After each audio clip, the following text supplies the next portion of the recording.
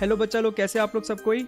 इससे पहले हम लोगों ने ऑलरेडी लॉज ऑफ मोशन के जेईई मेन 2020 के सारे क्वेश्चंस डिस्कस कर रखे हैं। अगर किसी ने नहीं देखा है तो लिंक ऊपर आ रहा होगा, प्लीज़ चेक इट आउट। और इस सेशन में हम लोग कुछ और प्रीवियस ईयर क्वेश्चन देखेंगे लॉज ऑफ मोशंस के, that has come in the year 2010 to 2019। कुछ सेलेक्टेड प्रॉब्लम्स ही हम लोग देखेंगे, right. So let's start the video.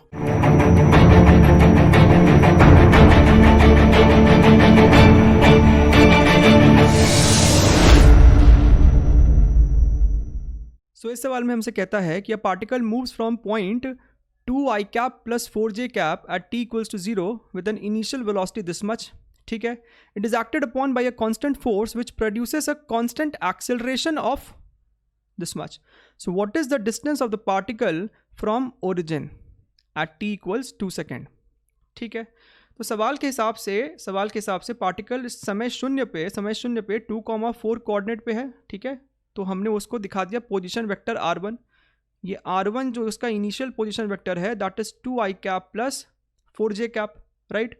Now due to the constant force applied on the particle, let us say particle travel करते करते इस point पे पहुंच गया। Particle travel from point 1 to point 2। So now what is the position vector, इस तरीके से दिखाएंगे। This is your final position vector. ठीक है, और हम लोग जो फॉर्मूला इस्तेमाल करते हैं S is equal to ut plus half AT square, there we actually calculate this thing, this displacement from point 1 to point 2, right.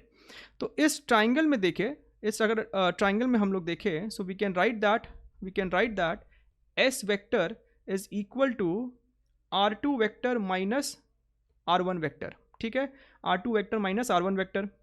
Now let us apply the equation S is equal to ut plus half AT square. Now we are applying this in vector form, half AT square, right? Now S vector को हम लोग लिख सकते हैं R2 vector minus R1 vector. U अपने को दिया है 5i cap plus 4j cap, 5i cap plus 4j cap multiplied by time, and time is 2 seconds, plus half acceleration is 4i cap plus 4j cap and time square which is 4। ठीक है, तो यहाँ से ये अपना आ रहा है R2 vector minus R1 vector is equal to, ये हो जाएगा 10i cap plus 8j cap plus 8i cap plus 8j cap. तो यहाँ से आपका R2 वेक्टर बन जाएगा यहाँ पे 10i cap plus 18i cap plus 8j which becomes 16j cap plus R1 vector. अब अपने को R1 वेक्टर दिया है 2i cap plus 4j cap, तो यहाँ पे पुट कर दीजिए 18i cap plus 16j cap plus 2i cap plus 4j cap.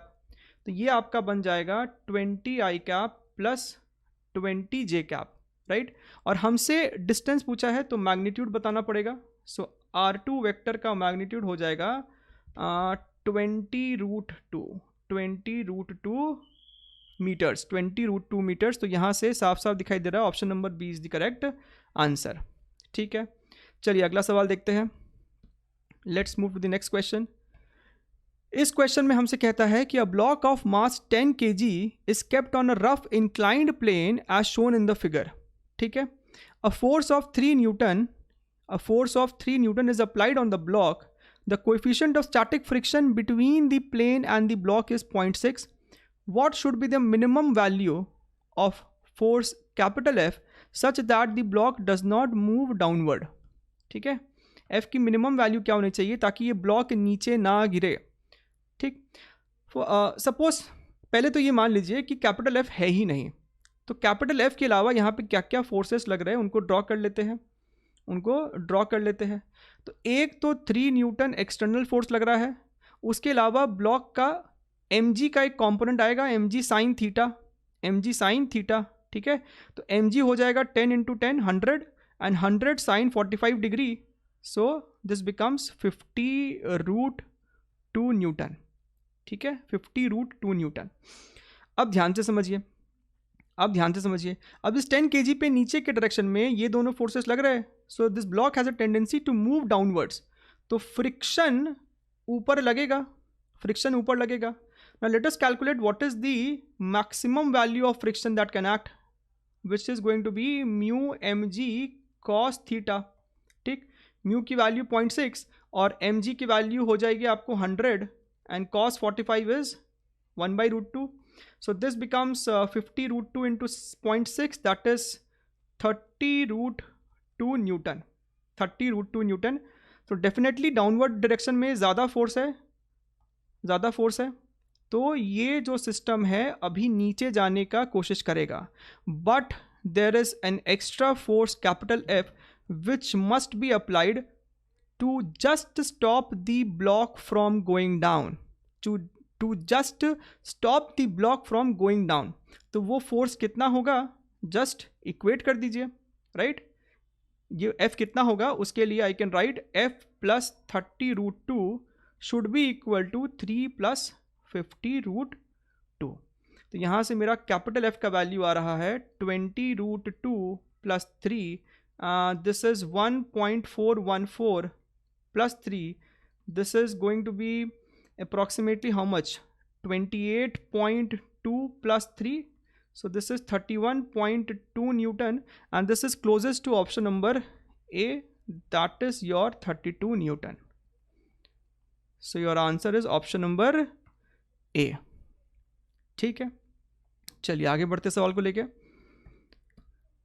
This question, इस क्वेश्चन में हमसे क्या कहता है, that you have a long horizontal rod which has a bead and this bead can slide inside that rod. समझिए, suppose ये आपके पास एक पतला सा रॉड है और इसके अंदर एक बीड है, ठीक है, बीड है. फॉर एग्जांपल सपोज कीजिए कि एक छोटा सा रिंग है इसके अंदर एक छोटा सा रिंग है, राइट. अब हमसे कहता है दिस रिंग इज सिचुएटेड और this bead is situated at a distance of capital L from one end of the rod.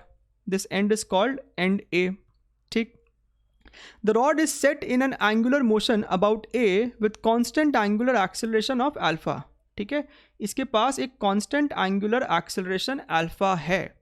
If the coefficient of friction between the rod and the bead is mu and you have to neglect gravity, then the time after which the bead starts slipping. ठीक है, कितने समय बाद ये जो ring है, ये जो बीड है, वो स्लिप करना चालू कर देगा. अब पहला पॉइंट तो ये है कि ये बीड स्लिप करेगा क्यों. First we have to understand why the bead और why this ring is going to slip. ध्यान से देखिए अगर, तो शुरुआत में तो एंगुलर वेलोसिटी 0 है, जब समय अपना शून्य है at t is equal to 0, omega is also 0. But since the rod is having some angular acceleration alpha, इस रॉड का ओमेगा विथ टाइम इंक्रीज करेगा, ठीक है. जब ये रॉड घूमेगा तो वो बीड को भी अपने साथ लेके घूमेगा. This bead is also going to move in this circular portion. This blue dotted portion is a circular track. वो इस सर्कुलर पाथ पे गोल गोल घूमना चालू करेगा. और हमें पता है कि अगर कोई पार्टिकल सर्कुलर मोशन पे होता है तो नेट सेंटर की तरफ एक फोर्स होना चाहिए which is providing the centripetal force. और इस केस पे बीड पे फ्रिक्शन लगेगा.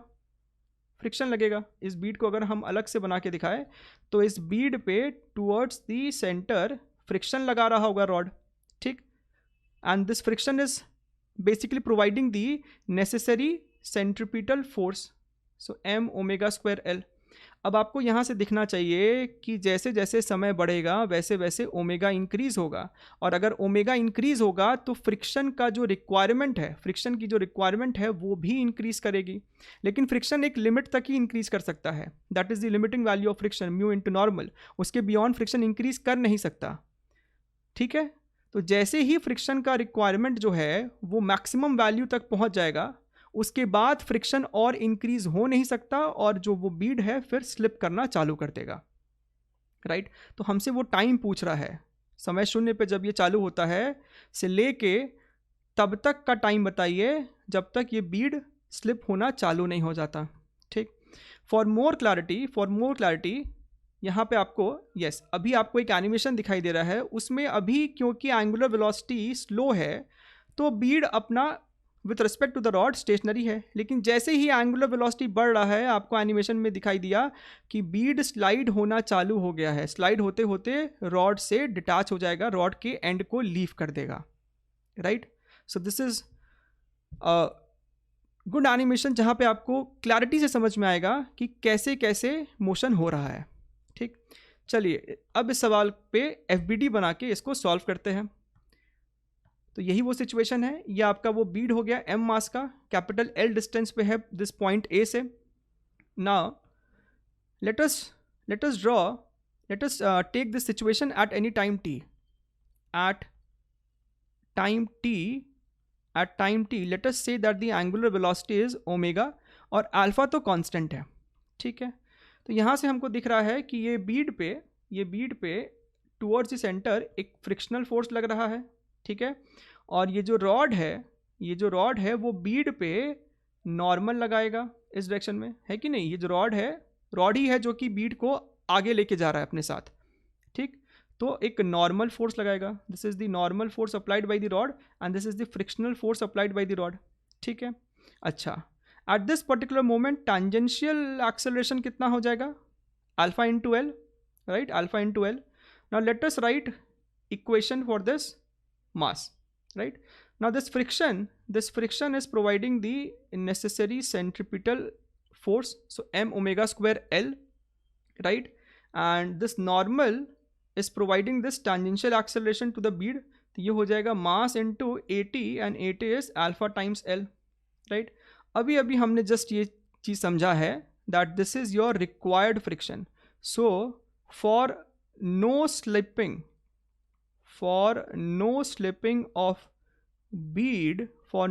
of bead, I can say that ये जो required friction है वो हमेशा static friction के maximum value यानी कि limiting friction से कम होना चाहिए।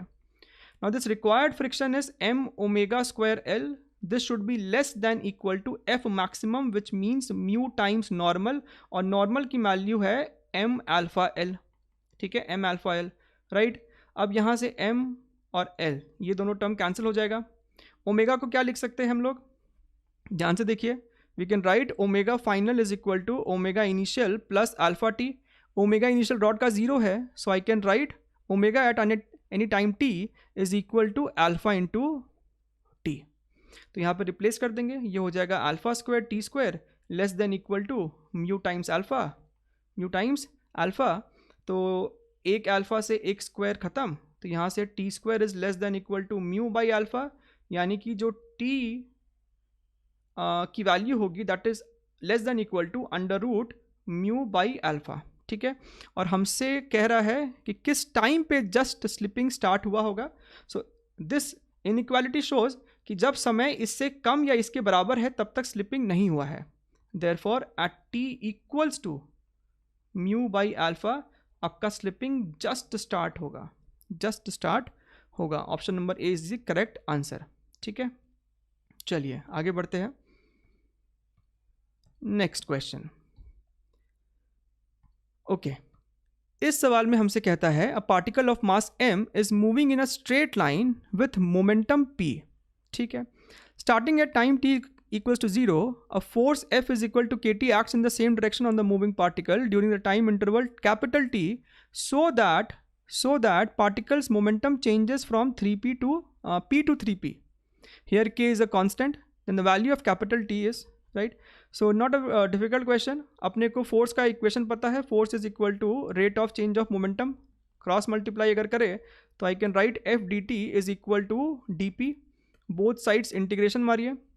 जब समय शून्य है तो इनिशियल मोमेंटम p है, जब समय कैपिटल T है तो मोमेंटम 3p है, राइट ना। कैपिटल F का हमको इक्वेशन दिया है that is k times t dt, limit 0 से लेकर कैपिटल T, और यहाँ पे जब इंटीग्रेट करके लिमिट पुट करेंगे तो ये आ जाएगा 3p माइनस p, ठीक। यहाँ पे इंटीग्रेट कीजिए t का t स्क्वायर बाई 2, तो ये हो जाएगा capital T square by 2 is equal to 2p। तो यहाँ से मेरा कैपिटल T का वैल्यू आ रहा है 2 under root p by k, t is equal to 2 under root p by k. So this is option number B, option number B is the correct answer, ठीक। चलिए आगे बढ़ते हैं। नेक्स्ट क्वेश्चन, अच्छा, इस सवाल में हमसे कहता है a block kept on a rough incline plane as shown in the figure remains at rest up to a maximum force of 2 Newton down the incline, and the maximum external force up the inclined plane that does not move the block is 10 Newton. The coefficient of static friction between the block and the plane is. ठीक है, तो यहाँ पे हमको दो अलग अलग situation दिया है। पहला सिचुएशन में कहता है कि मैक्सिमम फोर्स जो हम नीचे लगा सकते हैं दैट इज़ 2 न्यूटन, ताकि ये ब्लॉक स्लाइड नहीं करे। दोनों ही सिचुएशन में ब्लॉक जो है वो इक्विलिब्रियम कंडीशन में है। ठीक है, सो पहले के लिए सारे फोर्सेस दिखा देते हैं। 2 न्यूटन तो लग रहा है एक्सटर्नल फोर्स, मास की वजह से जो ग्रेविटेशनल फोर्स होगा नीचे। ठीक है, हमको सवाल में m दिया नहीं है तो मान लेते हैं कि मास m है। So this becomes mg sine theta where theta is 30 degree. ठीक, अच्छा, जब दोनों के दोनों फोर्स नीचे की तरफ है, the block has a tendency to move downwards, यानी कि फ्रिक्शन जो लगा है वो अपवर्ड डायरेक्शन में लगा है। ठीक है, और लिमिटिंग फ्रिक्शन लगा है क्योंकि हमने मैक्सिमम 2 न्यूटन नीचे लगा दिया है और फिर भी ब्लॉक नहीं मूव किया है, यानी लिमिटिंग फ्रिक्शन लग रहा होगा, that is mu M G cos theta. ठीक, ना इन द सेकेंड सिचुएशन ऊपर की तरफ कहता है कि हमने जितना मैक्सिमम लगा सकते थे लगा दिया है, that is 10 Newton without moving the block. ठीक, अब डाउनवर्ड डायरेक्शन में जो अपना एम जी साइन थीटा है वो तो एज इट इज रहेगा एम जी साइन थीटा, और फ्रिक्शन अब नीचे के साइड लगा होगा, so that we have applied the maximum value of force in the upward direction. तो ये तुमको फ्रिक्शन हो गया, that is mu M G cos theta. Now in both the situation the block is at rest, equilibrium में है।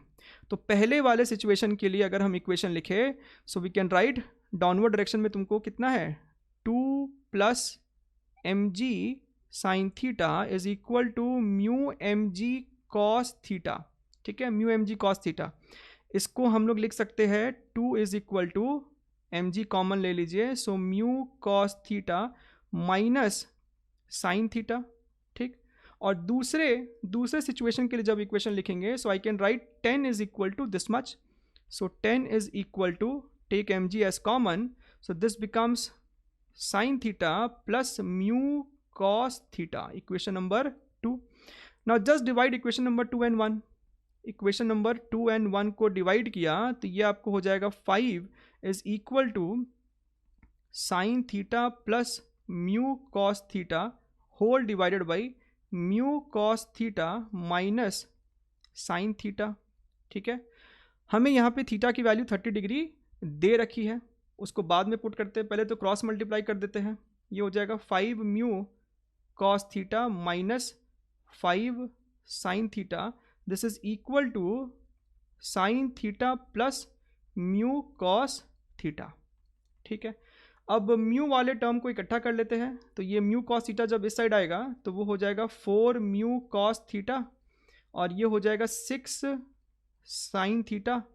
तो यहाँ से म्यू की जो वैल्यू आ रही है that is 3/2 tan theta, that is tan 30 degree, and tan 30 degree is 1/√3, so our result should be √3/2. √3/2 should be the value of coefficient of friction which is matching with option number A, and that is your correct answer. ठीक, चलिए आगे बढ़ते हैं। Question number 6, right. सो 2019 का सवाल, एक ठीक ठाक डिसेंट सवाल।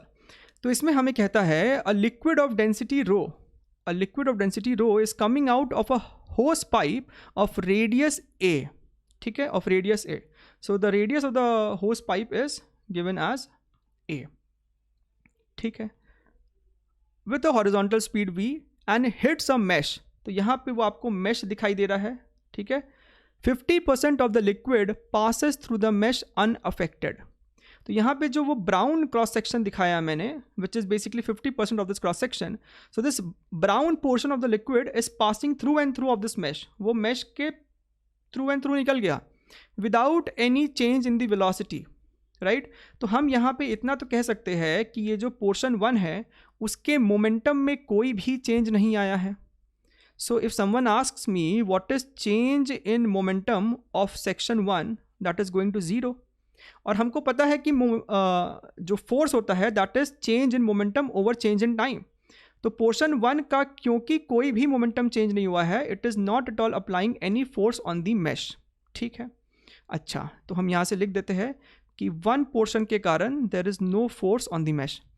अब सेकेंड पार्ट में कहता है 25% loses all of its momentum. ठीक है, so let us say that ये जो सेक्शन 2 है which is 25% of this cross section, ये पूरा का पूरा अपना मोमेंटम लूज कर दिया, राइट ये जो लिक्विड का पोर्शन है सारे के सारे v वेलोसिटी से जा रहे थे, तो इसने अपना पूरा का पूरा वेलोसिटी लूज कर दिया, and the remaining 25% comes back with same speed, यानी कि ये v से जाता है, ठीक है, और इम्पैक्ट होने के बाद v से लौट जाता है, राइट v से लौट जाता है, ठीक है। अच्छा, मान लेते हैं कि इसका जो मास है दैट इज m, तो इस ग्रीन पोर्शन का मास भी आपको m ही होगा, राइट m ही होगा। Let us call this as section 3। So I can say that change in momentum in the second portion, सिर्फ मैग्नीट्यूड ही लेते हैं, कितना मोमेंटम में चेंज आया होगा, so it has lost all of its velocity, so change is basically mv। और अगर हमसे कोई पूछे कि थर्ड सेक्शन में कितना चेंज आया है, so that is going to be 2mv, that is going to be 2mv, ये आपको मोमेंटम में चेंज आया है, ठीक है। ना let us say in 1 second, let us try to calculate कि 1 सेकेंड में टोटल मोमेंटम चेंज कितना आया है। So in 1 second length of liquid colliding और interacting with the mesh, colliding with mesh कितना होगा, लिक्विड का वेलोसिटी कितना है v है ना, तो 1 सेकेंड में v लेंथ होगा।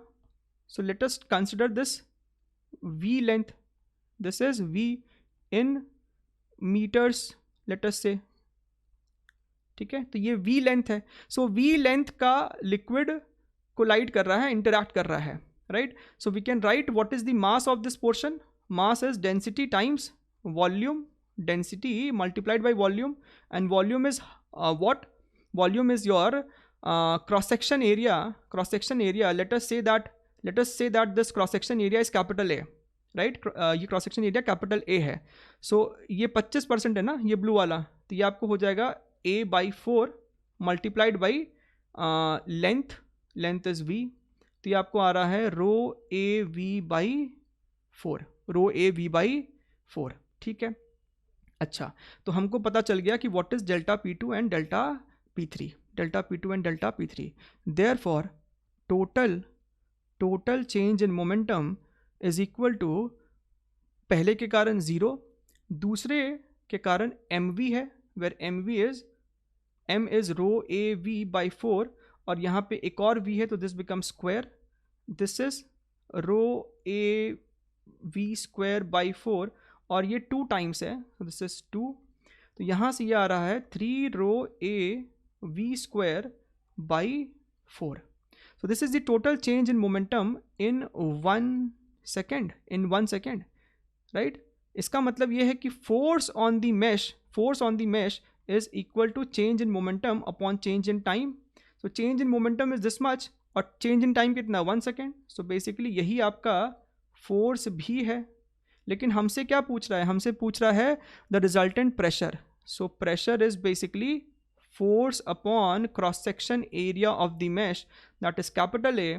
तो ये आंसर आ रहा है 3ρV²/4, 3ρV²/4, which is option number B. ठीक, सो यहाँ पे क्या दे रखा है कि आपके पास एक 3 kg का ब्लॉक है और उसके ऊपर एक 1 kg का ब्लॉक है। 1 kg और 3 kg के बीच में भी फ्रिक्शन 0.2 है, म्यू की वैल्यू 0.2 है, और 3 kg और ग्राउंड के बीच में भी 0.2 है, ठीक है। तो हमसे कहता है कि हम इस 3 kg के ब्लॉक पे कितना मैक्सिमम फोर्स लगा सकते हैं ताकि 1 kg और 3 kg एक साथ मूव करे। The maximum force F that can be applied on B horizontally so that the block A does not slide over the block B। ठीक है, ये जो ब्लॉक A है इसको ब्लॉक B पे स्लाइड नहीं करना है, उसके लिए F की मैक्सिमम वैल्यू क्या हो सकती है। ठीक है, ओके तो पहले तो कुछ फ्री बॉडी डायग्राम्स बना लेते हैं। इस पे अगर ध्यान दें तो डाउनवर्ड डायरेक्शन में आपको mg लगेगा, इस पे भी mg लगेगा, लिख लेते हैं this is 10 Newton and this is 30 Newton. ठीक है, अच्छा अब 3 kg 1 kg पे ऊपर नॉर्मल लगाएगा तो 1 kg भी 3 kg पे नॉर्मल लगाएगा। और ग्राउंड 3 kg पे नॉर्मल लगाएगा इस तरीके से. So let us call this as N1, ये भी आपका N1 और ये हो गया N2. ठीक, अब फ्रिक्शन का डायरेक्शन डिसाइड कीजिए. जब आप इस सिस्टम को आगे लेके जा रहे हो तो 3 kg पे तो कैपिटल F फोर्स लग रहा है. Who is taking 1 kg in the forward direction?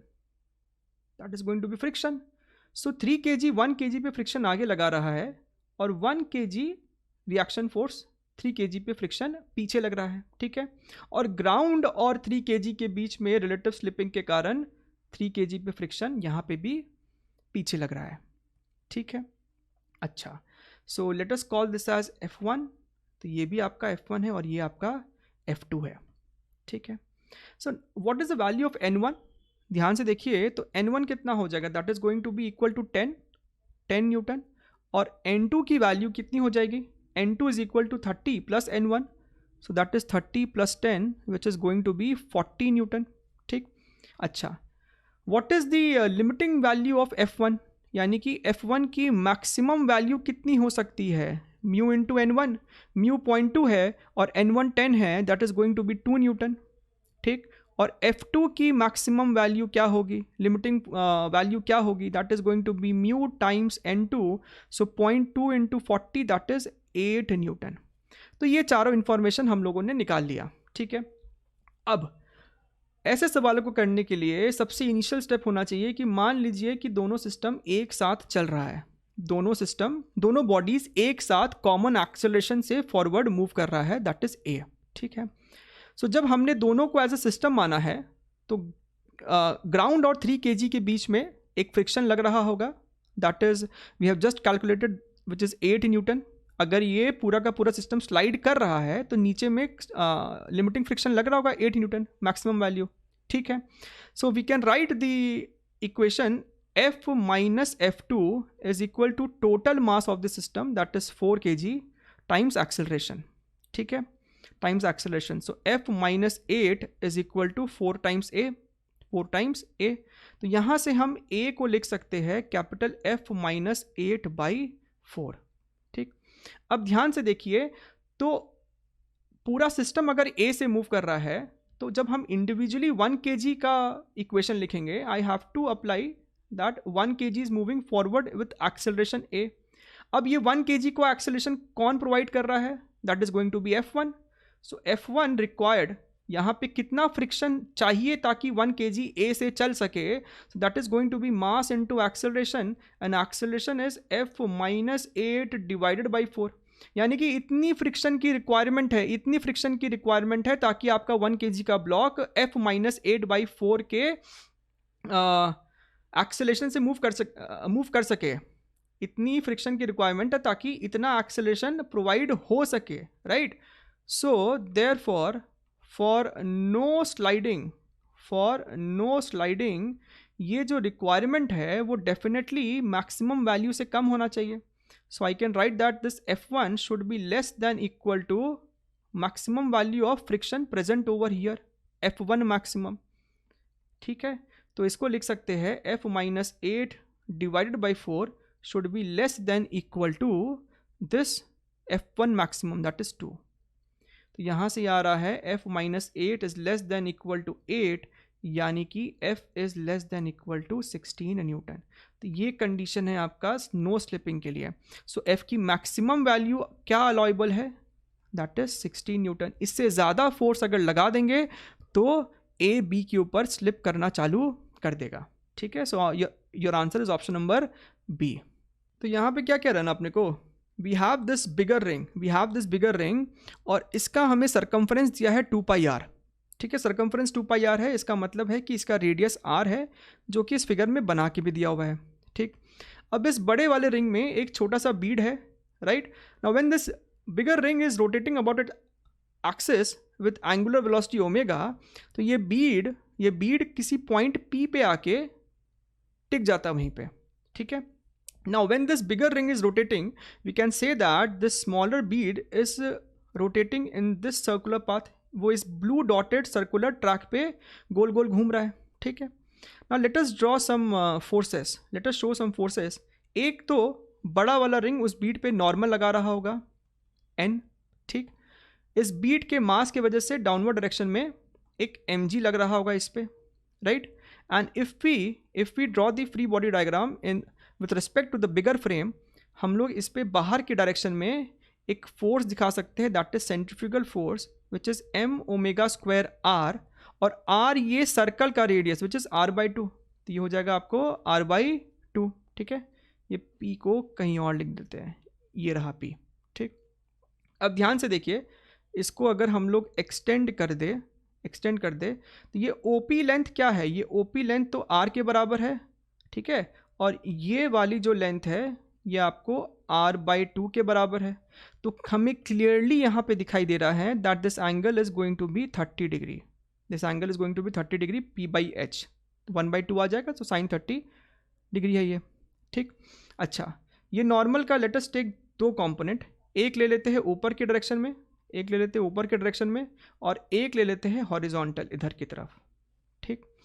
सो अगर ये एंगल 30 डिग्री है तो ये एंगल भी 30 डिग्री होगा। Let us call it as theta right now, this is n cos theta, और ये कंपोनेंट हो जाएगा आपका n sin theta. So in the horizontal we can say that n sin theta is equal to m omega square r/2, और vertical में हम कह सकते हैं that n cos theta is equal to mg, ठीक। अगर दोनों को डिवाइड कर दे तो अपने को आ रहा है tan theta is equal to omega square r divided by 2g, ठीक है। हमको ओमेगा स्क्वायर पूछा है, so this is 2g tan 30 degree divided by r, and tan 30 degree is 1/√3, so this becomes 2g by √3r। So our answer should be 2g upon √3r which is matching with option number B, ठीक है। चलिए next question number 9th।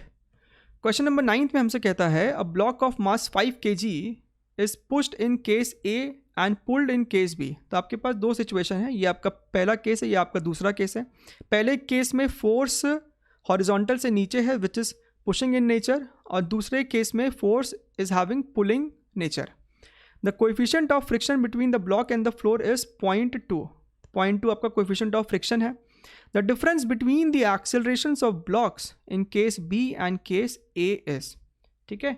तो मान लीजिए कि इसका acceleration late us से a2 है, और पहले वाले का एक्सेलरेशन a1 है, तो हमसे a2 माइनस a1 पूछ रहा है। What is to be found, we need to calculate what is the value of a2 minus a1, ठीक। So let us show all the forces. सबसे पहले ये 20 न्यूटन का हॉरिजॉन्टल कंपोनेंट कर लो और वर्टिकल कंपोनेंट कर लो, तो ये कितना हो जाएगा 20 cos 30 degree, 20 cos 30 degree means 20 into √3/2 which means 10√3 Newton, और डाउनवर्ड डायरेक्शन में हो जाएगा 20 sin 30 degree which means 10 Newton, ठीक। अच्छा, साथ ही साथ डाउनवर्ड डायरेक्शन में ग्रेविटेशनल फोर्स भी दिखाएंगे, mg भी दिखाएंगे, और ग्राउंड इस ब्लॉक पे जो नॉर्मल ऊपर की तरफ लगा रहा होगा, let us call normal as n1, और ग्रेविटेशनल फोर्स की वजह से हो जाएगा 5g विच इज 50 न्यूटन, ठीक। Now this block has a tendency to move towards right, तो फ्रिक्शन जो है वो लेफ्ट डायरेक्शन में लगेगा, और फ्रिक्शन कितना लगेगा म्यू इंटू n1। तो ये पहले बॉडी का FBD बन गया। सिमिलरली जब इस पे बनाएंगे तो सारे फोर्सेस का वैल्यूज़ वही होने वाला है एक्सेप्ट नॉर्मल, यहाँ पे अलग नॉर्मल n2 लगेगा। बस ये जो F है हॉरिजॉन्टल 10√3 है, और वर्टिकल में अब अपवर्ड डायरेक्शन में है, दैट इज 10 न्यूटन, ठीक। अच्छा, वही ग्रेविटेशनल फोर्स, फ्रिक्शनल फोर्स और नॉर्मल। सो यहाँ पे नॉर्मल को n2 बोल देते हैं, this becomes mu into n2, and this is going to be gravitational, that is 50 newton. अब ध्यान से देखिए, तो हम a1 को क्या बोलेंगे, हम a1 को बोल सकते हैं net force that is 10√3 minus mu into n1, and ध्यान दीजिए ये जो n1 है वो बेसिकली 50 और 10 का समीशन होने वाला है। So let us write 50 + 10 whole divided by, this is the total force divided by mass, and mass is how much 5 kg, right, 5। Now a2 A2 कितना हो जाएगा, net force that is 10√3 minus mu times N2. Now N2 is how much, N2 is going to be 50 minus 10, so 50 minus 10 whole divided by mass. ठीक है, हमको निकालना है A2 minus A1. So A2 is 10√3 minus 40 mu by 5 minus, and A1 is 10√3 minus 60 mu divided by 5, right? After taking 5 as LCM, numerator में हमको आने वाला है 60 म्यू माइनस 40 म्यू. ठीक है, नाउ म्यू की वैल्यू हमको 0.2 दे रखी है, तो यहाँ पे 0.2 को सब्स्टिट्यूट कीजिए, तो ये आपका आ जाएगा 12 minus 8 divided by 5, this is 4/5 और द आंसर इज 0.8 मीटर्स पर second square. Option number C. ठीक है, चलिए आगे बढ़ते हैं. Next question, question number 10. Question number 10 में हमसे कहता है कि आपके पास एक पैराबोलिक शेप का वायर फ्रेम है, पैराबोलिक शेप का वायर फ्रेम है, और इस पैराबोला का इक्वेशन दिया है y is equal to kx². ठीक है, now this parabolic frame is accelerating parallel to x axis. ठीक है, और इसके बॉटम पे एक बीड है m मास का. ठीक, तो शुरुआत में ये जो बीड था वो बॉटम पे था, but since this frame started accelerating and in this figure I am taking it towards left, तो जब ये लेफ्ट साइड में एक्सेलरेट कर रहा है तो कहता है कि बीड किसी हाइट पे जाके इक्विलिब्रियम में आ जाता है, रेस्ट पे आ जाता है with respect to the frame. ठीक है, तो हमको यहाँ पे अब बीड है, let us say that it is at point P. It is at point P. ठीक है, now the wire is now accelerated parallel to the x-axis with a constant acceleration a. The distance of the new equilibrium position of the bead where the bead can stay at rest with respect to the wire from the y-axis is. So basically question हमसे पूछता है, बताओ ये distance कितना है, ये distance कितना है. ठीक है, अब देखिए, सो एक बात तो तय है कि ये जो वायर फ्रेम है वो इस बीड पे एक नॉर्मल लगा रहा होगा, इसमें तो कोई संदेह है ही नहीं, इस पे नॉर्मल लग रहा है. ठीक, और नॉर्मल हमेशा हम लोग कैसे लगाते हैं, इस पॉइंट पे एक टैंजेंट ड्रॉ कर दीजिए, इस पॉइंट पे एक टैंजेंट इस तरीके से ड्रॉ कर दिया, सो इस टैंजेंट के परपेंडिकुलर है वो नॉर्मल. ठीक, थोड़ा सा नीचे और, हाँ, right. Now let us say that this particular angle is theta. ठीक है, अच्छा, और कौन से फोर्स दिखाने हैं, ग्रेविटेशनल फोर्स दिखा देते हैं, mg दिखा दिया, राइट. अब इस नॉर्मल का दो कंपोनेंट, एक ऊपर की तरफ और एक हॉरिजॉन्टल की तरफ. सो लेट अस शो देम. ऊपर की तरफ एक फोर्स लग रहा होगा नॉर्मल का कंपोनेंट, और एक हॉरिजॉन्टल में कंपोनेंट होगा इसका. सो अगर ये एंगल थीटा है तो ये एंगल भी थीटा होगा. तो ऊपर में लग रहा है आपका n cos थीटा और यहाँ पे लग रहा है n sin theta. So these are the forces acting on the bead, right. Vertical direction में हम कह सकते हैं कि n cos theta is equal to mg, n cos theta is equal to mg, right. And this n sin theta is acting on the bead towards left. इसका मतलब है कि this force n sin theta should be equal to mass into acceleration. अगर पूरा का पूरा system ही left side जा रहा है विथ ए एक्सेलरेशन, तो बीट का भी एक्सेलरेशन ए ही हुआ. ठीक है, so this is equation number 2. So why not divide equation number 2 and 1. Divide किया तो हमको दिख रहा है tan theta is equal to a by g, and tan theta is nothing but it is slope at point P. dy by dx है वो. ठीक है, तो इस फंक्शन को डिफरेंशिएट किया तो 2kx, this is 2kx equals a by g. तो यहाँ से मेरा x का वैल्यू आ रहा है a by 2gk. और ध्यान से देखिए, तो हमसे यही पूछा था कि इस पॉइंट का डिस्टेंस कितना है y एक्सिस से, which is basically x coordinate of this point P, that is a/2gk. This is matching with option number B. इस सवाल में हमको दे रखा है, a block of mass m is placed on a surface with a vertical cross section given by y equals x³ by 6. Coefficient of friction जो है वो 0.5 है ब्लॉक और सरफेस के बीच में. The maximum height above the ground at which the block can be placed without slipping is. ठीक है, तो ये आपको वो क्रॉस सेक्शन है, ये वो क्रॉस सेक्शन है, और इसका इक्वेशन हमको दे रखा है y equals x cube by six, ठीक है। तो हमसे बोलता है कि हम कितने हाइट पे रख सकते हैं। सो लेट अस से कि हमने ब्लॉक को यहाँ रखा, हम ब्लॉक को मैक्सिमम इस हाइट पे रख सकते हैं विदाउट गेटिंग इट स्लिप्ड, ठीक है, which can be placed without slipping is, ठीक। अब ये सवाल जो है आपको एंगल ऑफ रिपोज के कॉन्सेप्ट पे बेस्ड है। हमको पता है कि सपोज आपके पास ये इंक्लाइन है, ये एंगल थीटा है, और यहाँ पे एक ब्लॉक है, तो ये ब्लॉक जस्ट स्लिपिंग तब स्टार्ट करता है when this mg sine theta becomes equal to mu mg cos theta.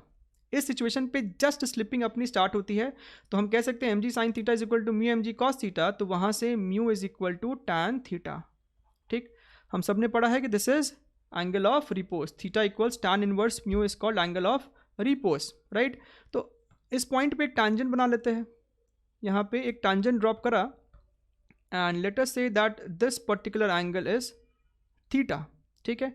तो अगर इस पॉइंट पे, पॉइंट P पे अगर स्लिपिंग हो रहा है, then we can say that dy by dx which is basically equal to tan theta is equal to mu, so what is dy by dx, ये हो जाएगा आपका 3x square divided by 6 is equal to mu की value कितनी है 0.5 which is 1/2, तो यहाँ से आपको एक्स स्क्वायर का वैल्यू निकल के आ रहा है 1 and x is basically equal to 1, which means यहाँ से जो ब्लॉक का डिस्टेंस है that is x equals 1, right. हमें हाइट निकालना है, तो इस इक्वेशन में x की वैल्यू पुट कर दीजिए, तो दिस बिकम्स 1/6 मीटर, 1/6 मीटर। इतने हाइट पे हम उसको मैक्सिमम रख सकते हैं, 1/6 मीटर। इससे ऊपर लेके जाएंगे तो ब्लॉक स्लाइड कर जाएगा, ठीक है।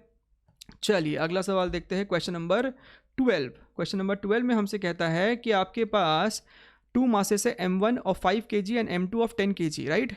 m1 यहाँ लटका हुआ है स्ट्रिंग के साथ, और m2 टेबल पे रखा हुआ है, connected by an inextensible string over a frictionless pulley, right. The coefficient of friction of horizontal surface is 0.5, तो ये 0.15 जो है कोएफिशिएंट ऑफ फ्रिक्शन है यहाँ पे, राइट। अच्छा, the minimum weight m that should be put on the top of m2, ये m का मिनिमम क्या होना चाहिए value to stop the motion, right. So fairly simple question है। अगर ये मोशन स्टॉप हो चुका है, ठीक है, तो फाइनल सिचुएशन से ही स्टार्ट करते क्वेश्चन को। मान लीजिए कि सिस्टम रेस्ट पे आ चुका है, सिस्टम इक्विलिब्रियम पे है। अगर सिस्टम रेस्ट पे है तो ये टेंशन की वैल्यू m1g के बराबर होगी, राइट। यानी कि यहाँ पे भी जो फोर्स लग रहा है फॉरवर्ड डायरेक्शन में m2 पे, वो आपको m1g के बराबर है। Now what is m1 is 5, so basically this force is 50 newton, ठीक है। नाउ अगर ये पूरा सिस्टम राइट साइड नहीं मूव कर रहा है, चीज़ें इक्विलिब्रियम में है, तो पीछे वाला फ्रिक्शन 100% 50 के बराबर है। ये जो फ्रिक्शन लग रहा है वो 50 के बराबर है, ठीक है। अब हमको बोलता है कि m के मिनिमम वैल्यू बतानी है, कि कम से कम m क्या रख सकते, रखने को तो m को बहुत ज़्यादा रख दो, ठीक है, लेकिन हमको मिनिमम बोला है। तो जब ये m का वैल्यू मिनिमम होगा, we would have achieved this limiting friction. यहाँ पे लिमिटिंग फ्रिक्शन एक्ट कर रहा होगा, मैक्सिमम फ्रिक्शन एक्ट कर रहा होगा। So I can say that f maximum should be equal to 50 and this is basically mu times normal, ठीक है। यहाँ पे टोटल नॉर्मल कितना लग रहा है, ये दोनों मास की वजह से है, so 10 plus m times gravity, this is equal to 50, right. Now mu की वैल्यू 0.15 है, so this is 0.15, 10 plus m multiplied by 10 is equal to 50, तो यहाँ से 0 से 0 गॉन, ये बच रहा है अपना 10 plus m is equal to 5 divided by 0.15, ठीक है।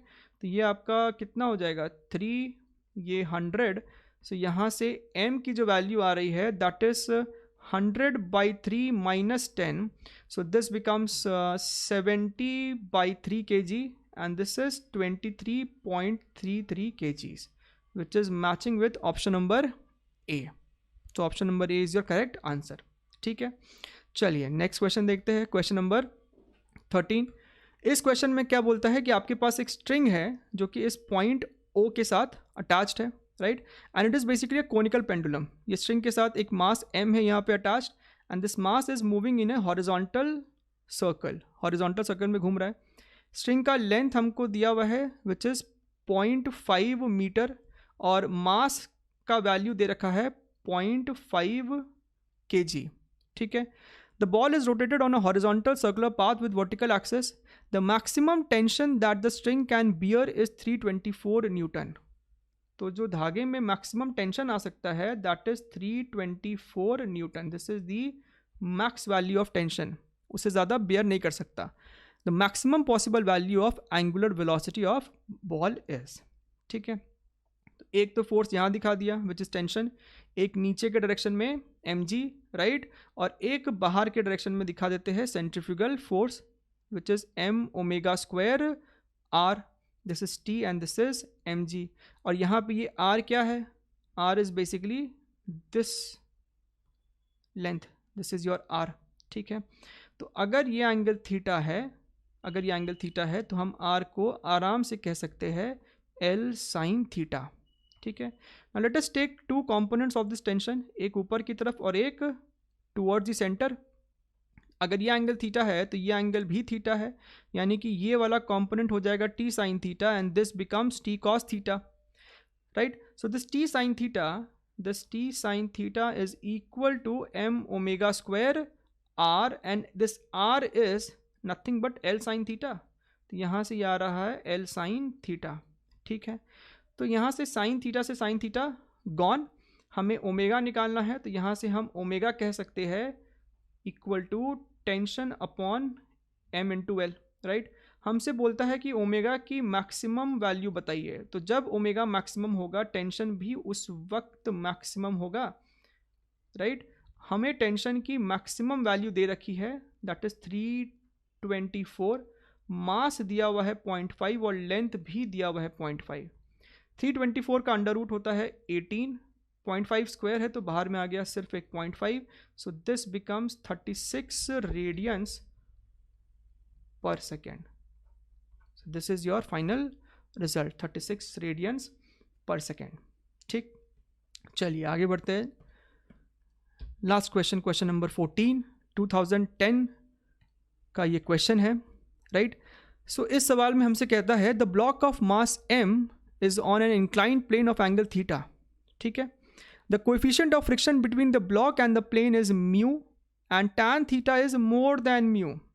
Now what does this information tells you कि ये tan theta mu से बड़ा है। इसका क्या मतलब है?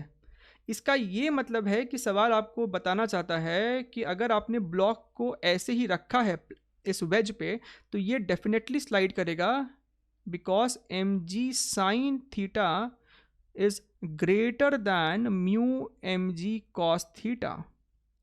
mg sin theta is more than mu mg cos theta, वही चीज़ तो यहाँ लिखा है। mg कैंसिल हो जाएगा, cos को नीचे ले आओ, सो tan theta is more than mu। इसका मतलब ब्लॉक खुद से तो यहाँ पे रेस्ट पे नहीं रहने वाला है, due to mg sin theta it is going to slip. Okay, the block is held stationary, it is held stationary by applying a force P parallel to the plane, ठीक है। The direction of force pointing up is taken to be positive, okay. हमसे कहता है कि ऊपर वाला जो force होगा उसे हम लोग पॉजिटिव डायरेक्शन लेंगे। As P is varied from P1 to P2, the frictional force F versus P graph will look like, okay. तो हमसे कहता है कि ये जो P फोर्स है वो हमेशा parallel to the incline plane है, right, and it is acting in the upward direction. So let us say that ये आपका P1 है। सवाल में कह रहा है कि ये आपका P1 है, ओके। डाउनवर्ड डायरेक्शन में एक आपको mg sin थीटा तो लग ही रहा है। अब एक काम करते हैं ना, ये P1 का यहाँ पे वैल्यू लिख देते हैं, उससे चीज़ें और क्लियरली दिखाई देंगी। ये जो P1 लग रहा है, ये P1 का वैल्यू कितना है, देखो mg sin theta minus mu mg cos theta, this is mg sin theta minus mu mg cos theta. यहाँ पे ध्यान से देखिए, ये बॉडी जो है वो रेस्ट पे है, तो mg sin थीटा को कैंसिल कर देगा, बट ऊपर में एक minus mu mg cos theta है। इसका मतलब है कि फ्रिक्शन ऊपर के डायरेक्शन में लग रहा होगा, and that to mu mg cos theta. Right. So जब P1 की वैल्यू इतनी है तब फ्रिक्शन ऊपर के डायरेक्शन में लग रहा है, that is mu M G cos theta. Now coming to the second situation, जब ऊपर के डायरेक्शन में फोर्स P2 लग रहा है, this is P2 and this is m g sine theta plus mu M G cos theta, right. And downward direction में एक M g sine theta तो है ही, ये तो कहीं नहीं जाने वाला है, this is m g sine theta. तो क्लियरली हमको दिखाई दे रहा है कि अगर ये ब्लॉक रेस्ट पे है, इक्विलिब्रियम में है, तो फ्रिक्शन इस बार डाउनवर्ड डायरेक्शन में लग रहा है, and that to mu M G cos theta, right, mu M G cos theta. तो साफ साफ दिखाई दे रहा है कि फ्रिक्शन पहले mu M G cos theta ऊपर था। Now as this P force is increasing, P force increase कर रहा है विथ टाइम, तो जैसे जैसे पी फोर्स इंक्रीज कर रहा है, फ्रिक्शन का वैल्यू जो कि ऊपर के डायरेक्शन में था, it started decreasing and then friction changed its direction, friction फिर नीचे लगने लग गया, फिर वो नीचे लगने लग गया, ठीक है। Let us take a situation, मान लीजिए कि ये आपका एक पार्टिकल है जो कि इस प्लैंक पे है, ठीक है, ये पार्टिकल इंक्लाइन पे है, राइट। मान लेते हैं कि जो ग्रेविटेशनल फोर्स है along the incline that is 50 Newton, fixed है वो, ठीक, वो फिक्स्ड है, right. And friction acting in the upward direction is late us से 40 न्यूटन, ठीक है। तो अगर आपको चीज़ों को रेस्ट पे रखना है तो आप एक एक्स्ट्रा पी फोर्स लगाए, that is 10 Newton, right. Now suppose आपने जो अपना एक्स्ट्रा फोर्स था उसको 10 हटा के इंक्रीज करके 20 लगा दिया, तो फ्रिक्शन को अब 40 लगने की रिक्वायरमेंट नहीं है, राइट, क्योंकि नेट फोर्स नीचे अब 30 है, तो फ्रिक्शन डिक्रीज होकर 30 हो जाएगा। सपोज आपने इस एक्सटर्नल फोर्स को बढ़ा के लेट अस से 40 कर दिया, तो फ्रिक्शन को अब 30 लगने की ज़रूरत नहीं है, ये 10 लगेगा। सो आपको दिख रहा है कि जैसे जैसे आपका P बढ़ रहा है वैसे वैसे फ्रिक्शन का फोर्स मैग्नीट्यूड बढ़ रहा है, डायरेक्शन अभी भी ऊपर है लेकिन मैग्नीट्यूड घट रहा है। सपोज आपने ये वाला फोर्स को इंक्रीज करके 70 न्यूटन कर दिया, तो आपको अब दिखना चाहिए कि फ्रिक्शन अब नीचे लगेगा, so that system remains in equilibrium and that too 20। तो यहाँ से आई थिंक क्लैरिटी पूरा आ चुका है that as the P force is increasing, friction का मैग्नीट्यूड पहले घटता है and finally it changes its direction, right. So the only option matching is option number A. पहले फ्रिक्शन पॉजिटिव है, ऊपर का direction is taken as positive, and as P is increasing friction decreases, becomes zero, then change its direction, अब negative में है, right. So this is the final answer, option number A. So I hope कि आप सभी लोगों को ये session अच्छा लगा होगा, समझ में भी आया होगा, समझ में आया है, अच्छा लगा है। अगर आपको लगता है कि आपके कॉन्सेप्ट थोड़े से और इम्प्रूव हुए हैं, बिल्डअप हुए हैं, and through animations, through diagrams आप लोगों को और अच्छे से विजुलाइज हो रहा है, then please give it a thumbs up. Comment section में और लिख के बताइए कि किस किस टॉपिक पे PYQs आप लोग और एक्सपेक्ट कर रहे हैं या चाह रहे हैं, and do subscribe the channel, share it with all your friends, with all your JEE NEET aspirants, and until then see you in the next video. Bye bye.